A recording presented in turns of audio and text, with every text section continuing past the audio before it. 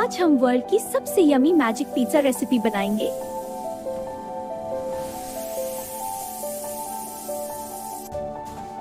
सब इंग्रेडिएंट्स प्यार और सफाई से रेडी करो।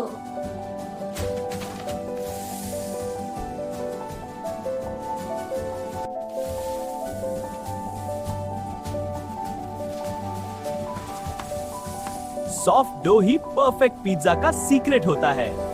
कलरफुल टॉपिंग्स पिज्जा को और भी यमी बनाते हैं।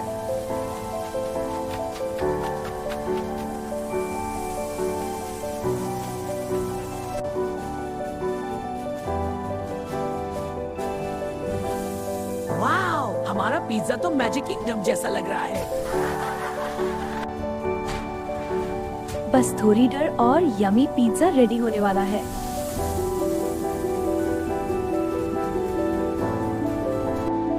Sharing food with love makes every meal magical.